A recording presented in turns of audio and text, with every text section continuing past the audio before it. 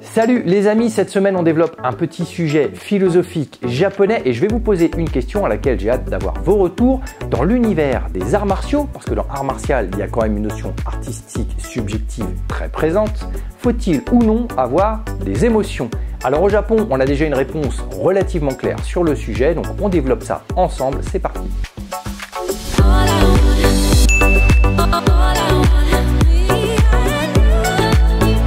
Alors on va démarrer cette vidéo par une mise en abîme, un contexte. Il y a quelques temps, il y a quelques mois, quelques années de cela, dans une de ses vidéos, Jean-Charles Juster avait utilisé une expression qui m'avait tilté. Il avait dit comme ça, entre deux phrases, qu'à Okinawa, les dojos de karaté c'était comme des écoles d'art, comme des écoles de peinture. Ça m'avait marqué parce qu'effectivement, dans les dojos que j'ai pu faire à Okinawa, je m'étais véritablement rendu compte que d'une école à l'autre, on n'avait pas la même philosophie, on ne pratiquait pas de la même façon et il y avait aussi une notion artistique assez présente. L'idée de cette analogie, c'est de bien comprendre que d'un dojo à l'autre, si c'était des écoles de peinture, on n'allait pas utiliser forcément les mêmes outils, on n'allait pas avoir la même philosophie, on ne va pas avoir la même façon d'appliquer les choses, on ne va pas non plus avoir forcément les mêmes objectifs et pourtant on fait de la peinture. D'accord ? Tout le monde fait de la peinture, mais on ne va pas faire la même peinture.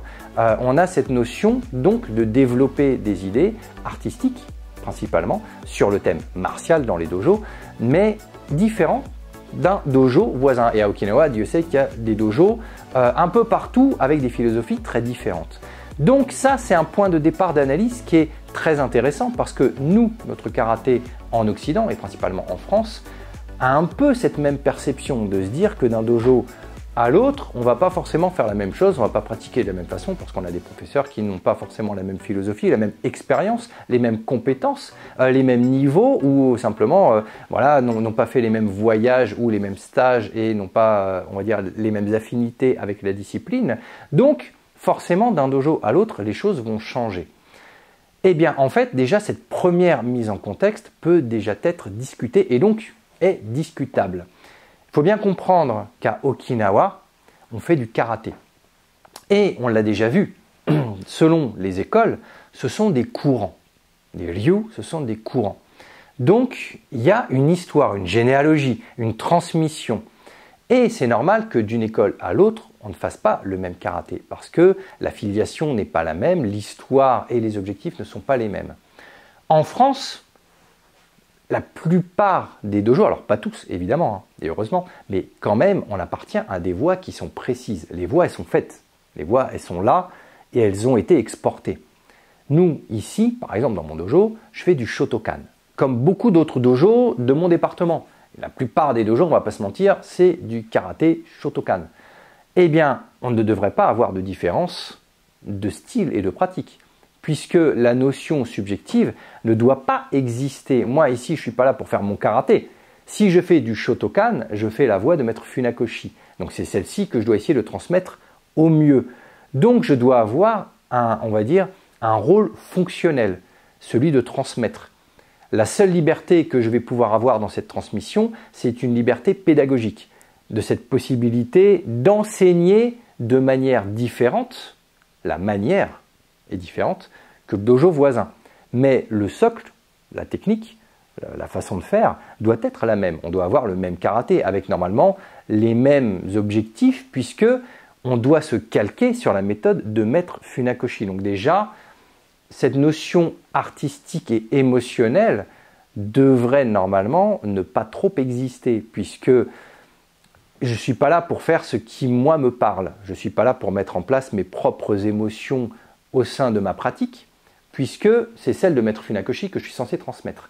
Moi, je dois avoir justement un rôle à jouer dans celui-ci. C'est juste de, comme on l'a vu avec les JO l'été dernier, transmettre la flamme. Voilà. Après, même si moi j'ai mes préférences, si j'ai ma façon de faire, que je peux distiller dans certaines petites parties, sections de mes enseignements, de mon cours, à ce moment-là, on va faire quelque chose dans lequel je vais être à l'aise, que je vais bien aimer. Ok, ça va peut-être se ressentir.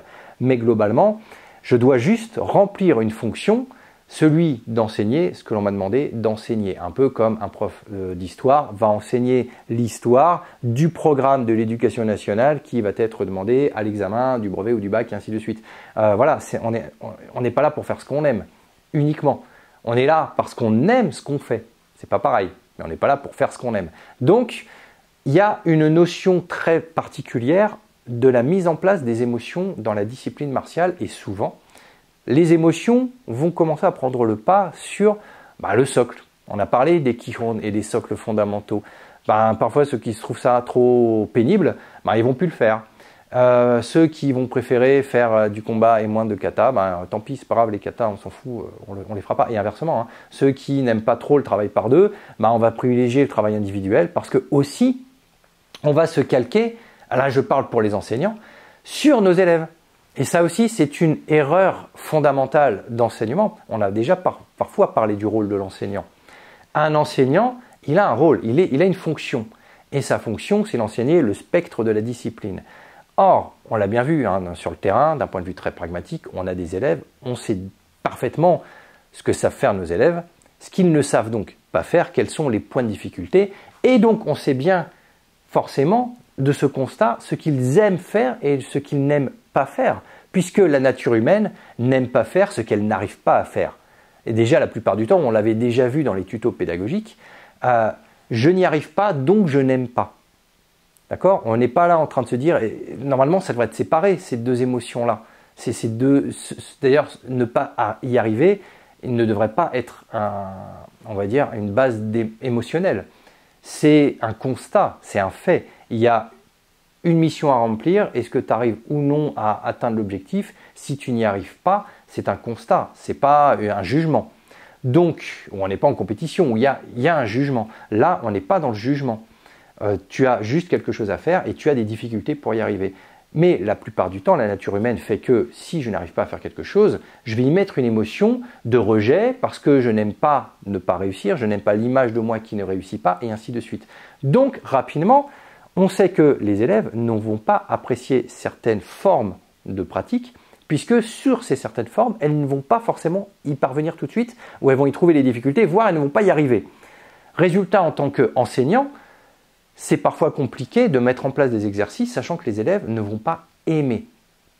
Ce n'est pas une question d'y arriver ou pas. Déjà, à la première approche, ça va être ils ne vont pas aimer ce que je vais leur dire. On va mettre en place un exercice. De toute façon, ceux qui enseignent, vous le savez très bien, que vous soyez assistant ou enseignant, au moment où vous arrivez sur le tatami et que vous allez dire tiens, aujourd'hui on fait ça, tiens, on va travailler comme ça, vous le voyez tout de suite dans le regard de vos élèves.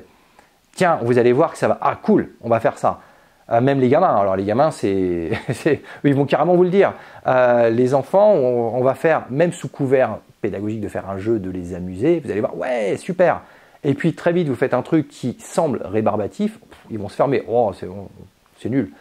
Donc eux, ils vont carrément vous le dire. Les adultes, ils ne vous le diront pas, mais ça va se lire dans leur regard et ça va se lire dans leur motivation à se mettre au travail. Donc, c'est la première approche qui est importante. Le professeur n'est pas là pour satisfaire les élèves. On n'est pas là pour offrir ce que eux ils attendent. C'est comme un chanteur qui ne ferait que des chansons sachant qu'il faut que ça corresponde à son public. Le public aime bien ça, donc je fais ce que le public demande. Bah oui, mais elle est où ta notion, toi, pour le coup, artiste, de créateur? Tu ne vas créer que ce que les gens attendent de toi, donc tu n'es pas un créateur, tu es quelqu'un, tu es un mec qui bosse à McDo. Le mec qui demande un menu, tu vas lui délivrer son menu. Bah, dans les arts martiaux, si on note la notion artistique, on a un spectre martial à enseigner et on n'est pas là pour faire ce que les élèves aiment ou attendent. On est là pour délivrer un message et leur faire apprécier. Donc c'est ça le vrai travail derrière. Et éventuellement, freiner un élève qui ne va pas y arriver aussi bien ou aussi rapidement ou aussi facilement que les autres, et puis éventuellement retenir certains grades sur les élèves qui pourraient ne pas valider certaines compétences. C'est ça le rôle de l'enseignant. Mais ça doit être dénué d'émotion. Si vous commencez à mettre de l'émotion sur « je ne fais que ce que tu aimes bien », le jour du passage de grade, ça va être très compliqué de gérer l'émotionnel. Parce que là, vous allez lui dire « ok, moi je vais te juger sur ce que tu as bien aimé faire, tu as pris du plaisir et maintenant je vais te dire quoi, je dois te dire que tu n'as pas coché les cases des compétences qu'il aurait fallu que l'on travaille, ou que je ne t'ai pas peut-être suffisamment guidé, ou que tu n'as pas voulu faire cette partie-là parce que à force de t'entraîner sur ce que tu aimes bien faire, bah maintenant le reste, tu l'as moins bossé, c'est devenu moins percutant. Donc est-ce que je dois mettre ça de côté et puis te filer ta ceinture même si tu valides pas les compétences parce que émotionnellement tu vas avoir du mal à le vivre?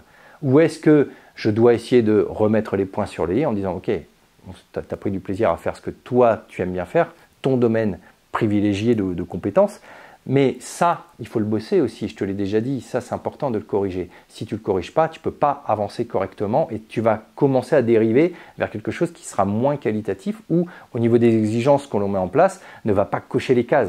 Donc, il faut accepter aussi de dire, ok, on va remettre les choses. C'est ça aussi le rôle de l'enseignant. Donc, on ne peut pas prendre en compte cette transmission émotionnelle de la discipline. Et le fait de commencer, nous, par gérer sa discipline par j'aime, j'aime pas, je fais ce que j'aime, je ne fais pas ce que j'aime pas, donc je transmets ce que j'aime, je ne transmets pas ce que j'aime pas, et je donne à l'élève que ce qu'il aime, et je ne lui donne pas ce qu'il n'aime pas, on se rend compte qu'on a un entonnoir terrible et qu'on a un filtre où finalement il n'y a que quelques gouttes qui vont passer. Et en tant qu'enseignant, c'est pas possible. En tant que pratiquant, on peut dire, ok, moi je viens pour le plaisir, je veux pas passer mes grades, je veux pas faire de compète, je veux faire certaines choses, dans mes disciplines sportives et martiales, j'ai décidé de faire ça. D'ailleurs, si je fais par exemple, je sais pas moi, du karaté, c'est peut-être parce que j'ai plus de préférence sur le travail debout que le judo, où il y a davantage de travail au sol, c'est déjà une préférence. Si je fais des arts martiaux, je préfère peut-être cette typologie de sportive, physiologiquement parlant, que celle du tennis ou du foot, et ainsi de suite. C'est déjà, on a déjà filtré en montant sur un tatami, mais si on continue une fois qu'on est sur le tatami, ça va commencer à être très compliqué en tout cas. Donc ce qu'il faut bien comprendre, tout ça pour revenir à la source de ce que je vous disais tout au début, c'est que moi ici, si je fais du Shotokan, je suis censé ne transmettre que le Shotokan, c'est-à-dire la philosophie et la version de Maître Funakoshi. On est censé se calquer sur ce même modèle. Je ne suis pas censé, émotionnellement parlant, faire un tri. Et je ne suis pas censé donner cette opportunité à mes élèves de faire un tri émotionnellement parlant. Maître Funakoshi, sa discipline d'enseignement est quand même très cadrée. On sait précisément où on va. C'est quand même très bien défini. Donc, on a juste à appliquer ça et on devrait tous pouvoir le faire de la même façon, en tout cas avec les mêmes bases, les mêmes socles. Au Japon, on en a parlé un petit peu sur la vidéo sur les Kihon. Vous avez vu, ils sont très carrés. Hein. C'est extrêmement pris au sérieux sur le fait d'enseigner ces socles et de pouvoir les transmettre indépendamment des cours. Une fois qu'on est en cours, on va appliquer les choses, on va les mettre en place, on va créer ces mots, on va créer ces phrases, mais l'apprentissage des lettres se fait en marge de ça. Et comme je vous le disais, c'est pris très au sérieux, même si dans certains dojos, on commence à avoir une certaine souplesse qui arrive parce que le Japon souffre aussi d'une crise, et encore plus à Okinawa, d'élèves qui quittent les dojos et qui ne veulent plus faire des arts martiaux.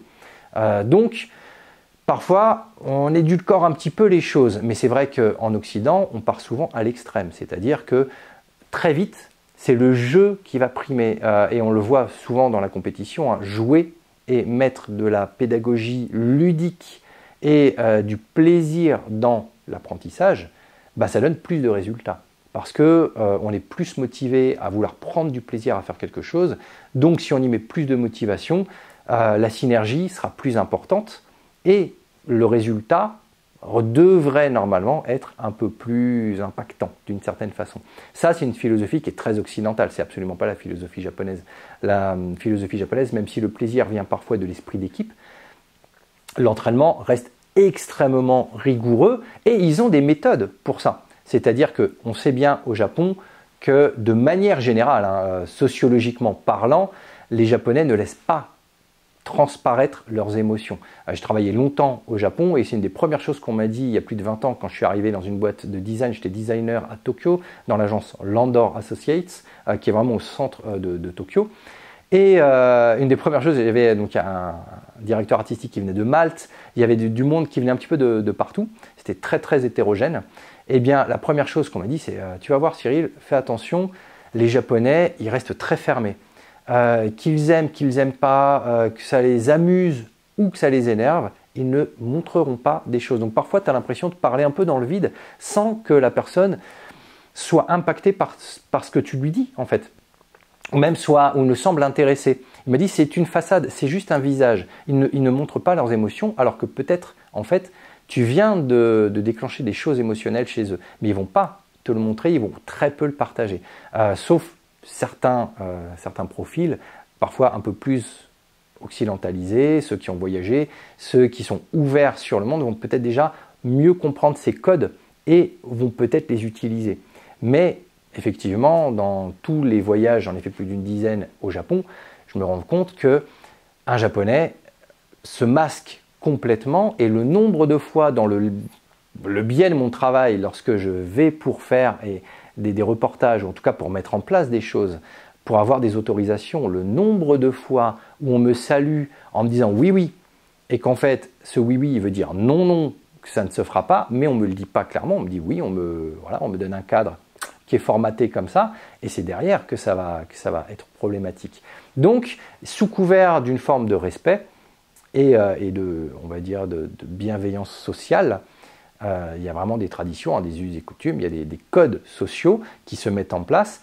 Bah, les émotions, elles, sont très très loin derrière et on voit où on arrive socialement parlant le Japon aujourd'hui, où il y a des gros problèmes de relations hommes-femmes, il y a une chute démographique terrible parce qu'on a aussi ce côté, on tue toute forme d'émotion. Et bien dans les arts martiaux, c'est cultivé depuis très longtemps.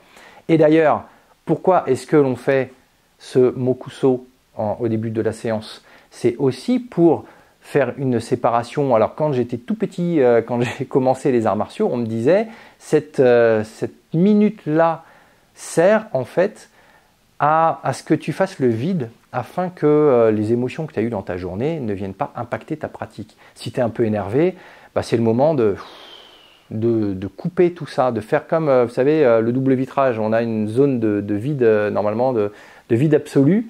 Eh bien, c'est ça. On va faire le vide absolu, on coupe toute forme d'émotion, comme ça, on va aborder son karaté de manière pure, sans être dérangé.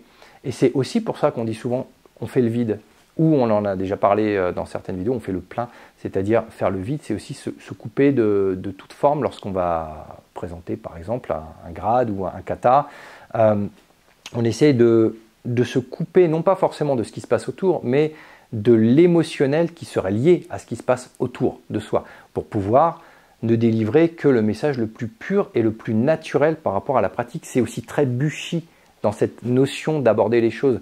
En Yai, par exemple, le fait de ne pas mettre d'intention, de ne pas mettre de musculaire, de ne pas mettre d'agressivité, tout ça, c'est hyper important. Et surtout, lorsque l'on fait du bateau d'eau, par exemple, on s'en rend compte. On met de la notion d'agressivité ou d'intention musculaire de couper, ça ne coupe pas. On va planter la lame. Il faut qu'il y ait une certaine forme de fluidité, donc il faut qu'il y ait juste le naturel du mouvement au plus pur de son naturel. Et c'est ça qui vient être très difficile dans une pratique, c'est lorsque le mouvement doit être naturel. Il est tellement acquis, il est tellement réflexe qu'il en devient naturel. Et c'est le naturel qui commence à porter ses fruits. D'une certaine façon, dans notre évolution martiale, c'est ce naturel-là, par la pureté de la pratique, qui doit primer face à l'émotionnel. On le voit, hein, dès qu'on fait un petit kumité, dès qu'on est par deux, dès qu'il y en a un qui prend un coup ou quoi que ce soit, la tension commence à monter et l'agressivité commence à monter et ça commence à castagner. Et résultat, la technique n'est plus là. La notion des distances, des contrôles n'est plus là.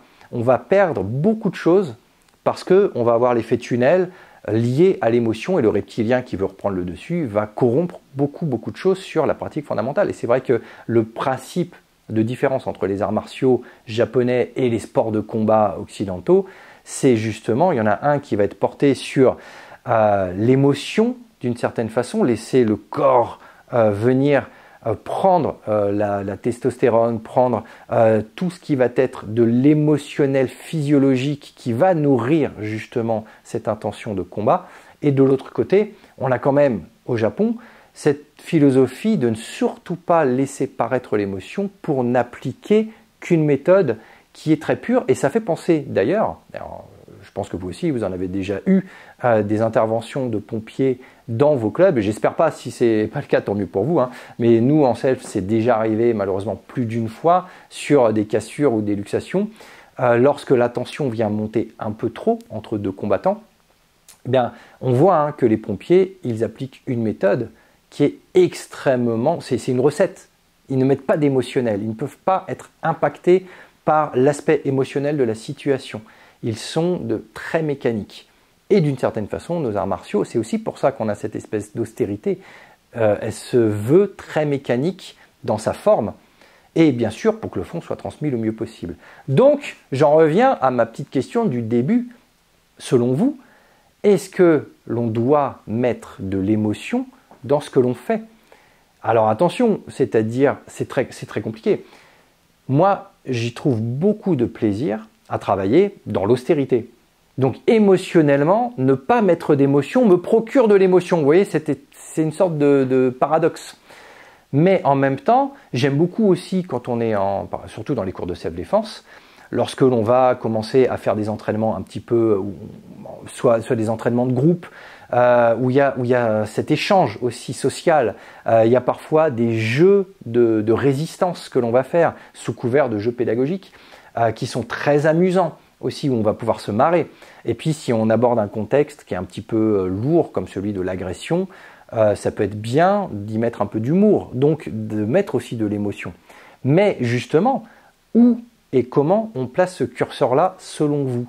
Est-ce que on doit justement, et c'est là toute l'identité des différents dojos, y mettre de l'émotion, parce que c'est quasiment la seule chose qui va différencier une typologie de cours d'un autre, parce que normalement la transmission est identique, ou est-ce que l'on doit le faire un peu à la japonaise et éviter toute forme de transmission émotionnelle? On n'est pas là pour rigoler, on n'est pas là pour se faire des copains, on n'est pas là pour apprécier ou ne pas apprécier, on est là juste pour appliquer des choses. À votre avis? Donc moi je vous donne vite fait mon ressenti là-dessus. J'ai pas l'habitude de délivrer ma propre subjectivité d'une certaine façon. Je préfère transmettre les choses. Dans mon club, j'essaye de mettre le moins possible en tout cas, de transmission émotionnelle.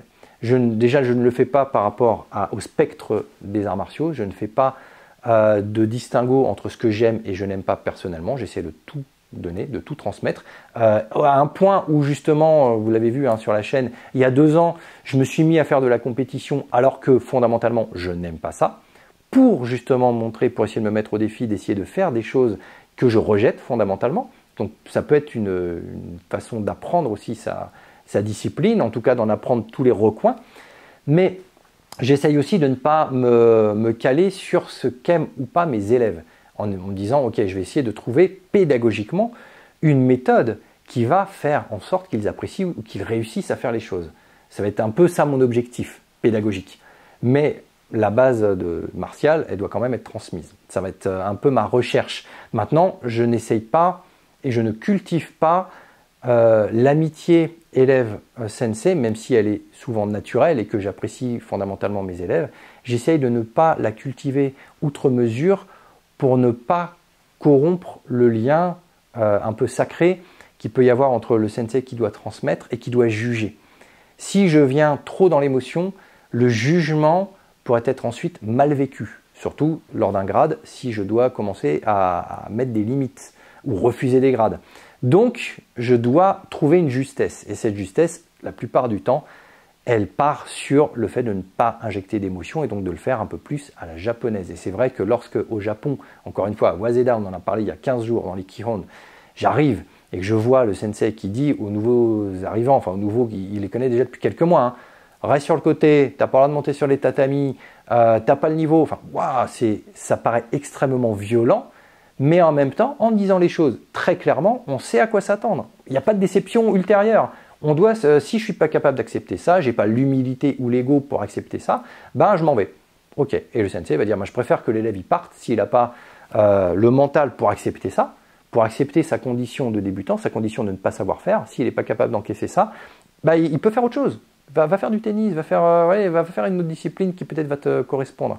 Mais en tout cas, ils trient d'une certaine façon comme ça leurs élèves et puis ça leur permet, en essayant de ne pas ménager les susceptibilités, c'est aussi un grand terme dont on peut parler pendant des heures, mais voilà, ça leur permet de conserver ce statut de transmission et d'honnêteté de transmission. Souvent, et je l'ai vu encore et je l'ai vécu ces dernières années auprès de différents sensei, de différents professeurs, et j'en discute dans énormément de clubs et de dojos différents, il y a beaucoup de professeurs, de sensei, voire de juges de grade, qui n'osent pas dire non. Et même le jour d'un passage de grade, qui n'osent pas refuser de peur de blesser ou de vexer l'élève. Je ne veux pas blesser la susceptibilité ou la sensibilité émotionnelle de mon élève en lui refusant quelque chose parce que je vois qu'il le fait avec cœur. Alors il peut venir avec la plus belle émotion, avec cœur, avec passion, et puis se rater. Mais s'il se rate, je ne peux pas lui donner. Personnellement, je ne lui donne pas. Si je vois qu'il y a des choses qui ne vont pas, même si la personne est extrêmement sincère dans la façon dont elle va délivrer son karaté, je ne lui donne pas au même titre que j'attends pas à ce qu'on me donne quoi que ce soit si je ne coche pas les cases de compétences. Et c'est comme ça. C'est ça qui va faire la rigueur martiale. C'est ça qui fait qu'on a une certaine exigence. Or, il y en a beaucoup qui sont très d'accord sur la théorie et lorsqu'il s'agit d'appliquer la pratique tout de suite, là, bim, dans le club et de se dire maintenant, vas-y, dis-lui non, dis-lui qu'il ne l'a pas. Dis-lui, faites un intra-club. Il passe un kata et pam, tu mets le drapeau pour l'autre. Il fait le meilleur kata de sa vie et pourtant c'est l'autre qui passe.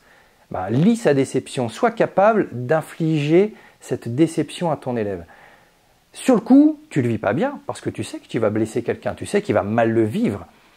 Sur le long terme, c'est ce qu'il faut faire parce que c'est sur le long terme que c'est bénéfique pour sa pratique et son évolution et le fait qu'il ne tombe pas dans le syndrome de l'imposteur.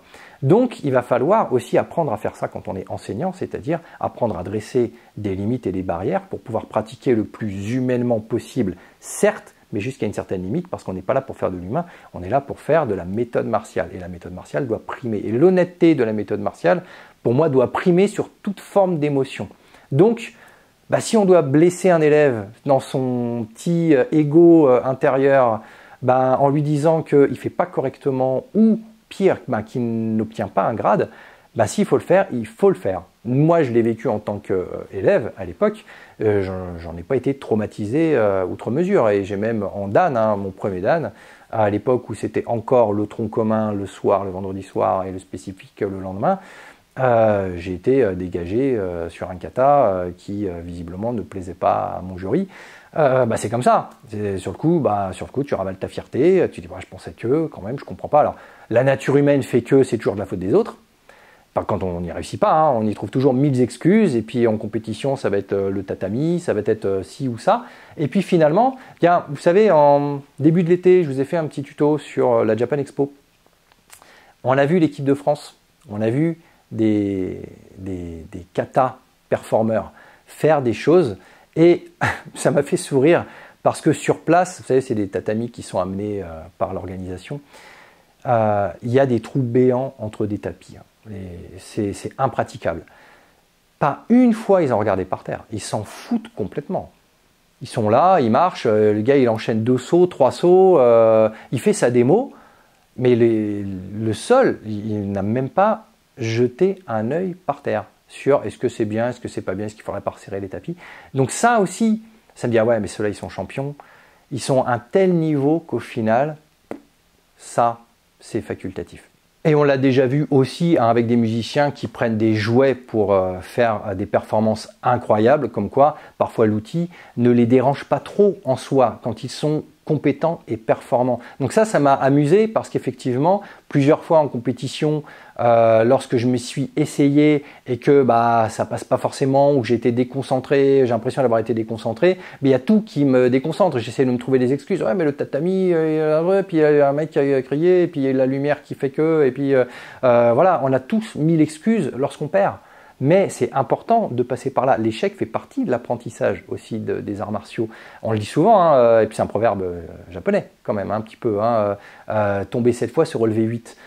C'est très important de progresser, d'évoluer intérieurement par rapport à des choses qui ne sont pas agréables à vivre. Donc émotionnellement, comprendre que je ne peux pas laisser l'émotion prendre le pas. Si l'émotion devient plus importante que la méthode, à ce moment-là, qu'est-ce qui se passe? J'arrête.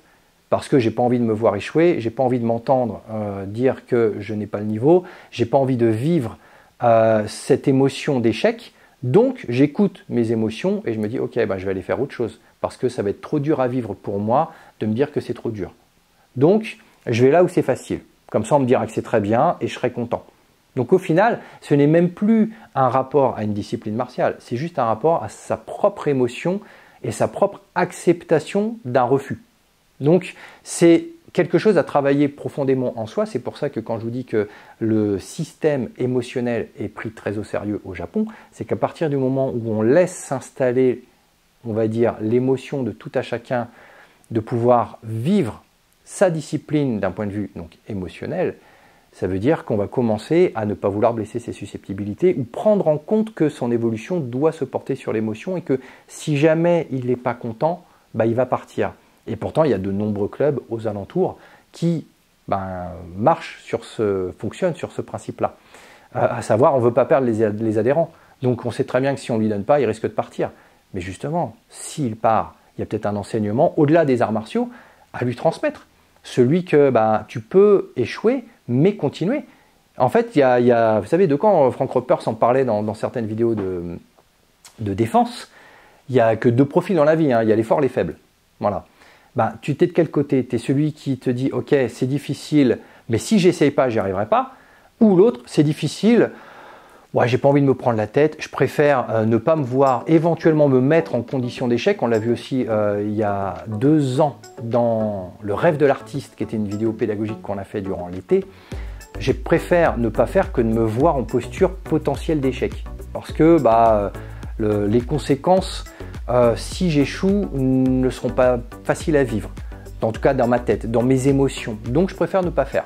D'accord? Donc on en est là, c'est-à-dire que si on base les choses sur l'émotion, la transmission technique de notre discipline va commencer à être corrompue et parasitée par beaucoup de choses. Voilà. Donc, vous voyez, c'est assez vaste en fait. Cette petite question ne peut pas être répondue en 2 minutes. Il y a quand même une recherche intérieure sur votre ressenti, sur la façon dont vous pratiquez, la façon dont vous enseignez peut-être, et encore plus, parce que je sais que c'est le cas pour certains d'entre vous, dont vous gérez les écoles de formation. Parce que quand on est justement responsable d'une école de formation martiale, c'est encore plus le nerf de la guerre parce que vous allez avoir des candidats qui, eux, vont être futurs enseignants, mais est-ce qu'ils sont enseignants pour les bonnes raisons? D'accord? Est-ce que ce n'est pas un chemin personnel lié à l'ego ou à l'image ou l'envie alors qu'il n'y a pas les compétences? Est-ce que ce n'est pas un chemin lié aux émotions? Est-ce que, voilà.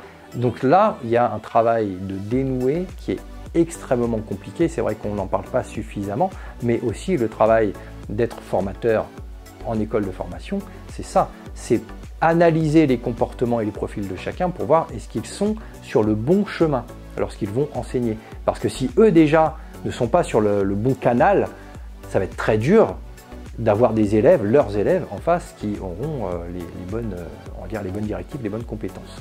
Allez, c'est tout pour cette semaine. Je vous laisse méditer sur tout ça et je vous dis à la semaine prochaine. Ciao!